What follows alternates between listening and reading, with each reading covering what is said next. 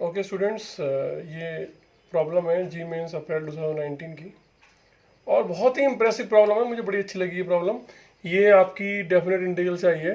देखिए ये इंटीग्रल है A to B, lower limit A upper limit B, X power 4 minus 2 X square. ये एक फंक्शन है, इसको इंटीग्रेट किया गया है। आपसे बोला गया है कि find ordered pair A B when this integral is minimum. जब इसकी वैल्यू मिनिमम होगी तो ए और बी क्या रहेगा, ये हमें फाइंड आउट करना है। अगर मैं इसको डायरेक्टली इंटीग्रेट करके upper limit minus lower limit लगाऊं तो मेरे भाई आप लोग फंस जाओगे। हीट एंड ट्रायल लगाना पड़ेगा और उसमें भी आंसर आने की चांसेस कम होते हैं। इसीलिए मैं इसको ग्राफिकल तरीके से सॉल्व करूंगा। सबसे पहले मैं इसको बनाऊंगा। देखिए ये मैं इसको एफ एक्स मान लेता हूँ, x power 4 minus 2 X square.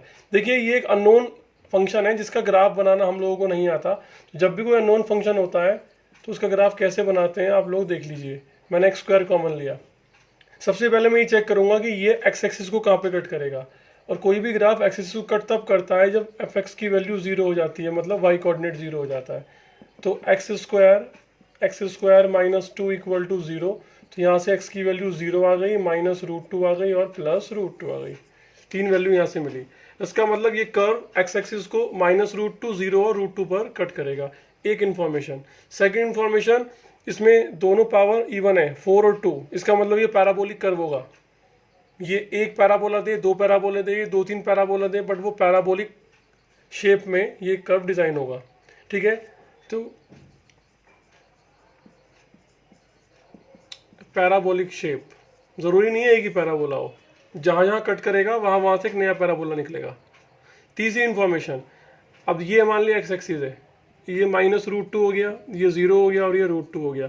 जब मेरा कर्व यहाँ से निकलेगा तो मुझे ये भी इंफॉर्मेशन चाहिए कि माइनस √2 से छोटा, जब एक्स की वैल्यू माइनस √2 से कम होगी तो फंक्शन नेगेटिव होगा या पॉजिटिव होगा।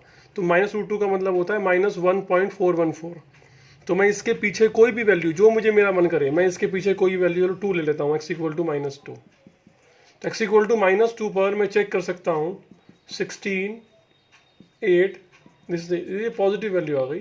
और सिमिलरली √2 से आगे भी एक मैं वैल्यू 2 ले ली, इस पर जब मैंने चेक किया तो वो भी सेम आया, पॉजिटिव। तो इसका मतलब है कि √2 से आगे कर्व आपका पॉजिटिव है, √2 से पीछे आपका कर्व पॉजिटिव है। माइनस √2 से 0 के बीच में अगर मैं चेक करना चाहूँ तो इसके बीच में कोई पॉइंट आप -1 ले लो, -1। तो f ऑफ -1 की वैल्यू कितनी आएगी, -1, 1 -2 नेगेटिव आएगी मेरे भाई, नेगेटिव आएगी। इसके बीच में एक पॉइंट 1 ले लो, x इक्वल टू 1, तो f ऑफ 1 की वैल्यू भी नेगेटिव आएगी। तो पूरा फिगर एकदम मुझे क्लियर है कि कैसे कर्व बनने वाला है।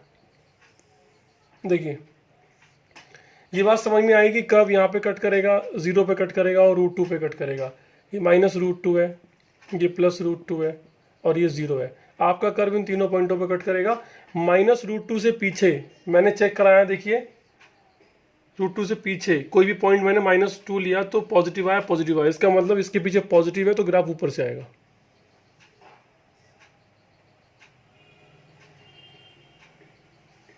देखिए इसके बीच में ग्राफ नेगेटिव था, इसके बीच में ग्राफ नेगेटिव था, आगे पॉजिटिव था, तो ये शेप बनेगी। देखो पैराबोलिक शेप बन रही है।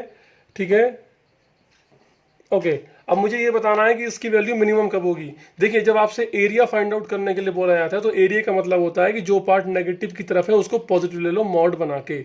लेकिन यहाँ पर एरिया नहीं पूछा गया, यहाँ पे इंटीग्रल पूछा गया, और इंटीग्रल कैन बी 0, नेगेटिव और पॉजिटिव, तीनों हो सकता है। तो मिनिमम निकालने के लिए मेरी कोशिश होगी कि इसको जितना ज़्यादा मिनिमम बनाया जा सके।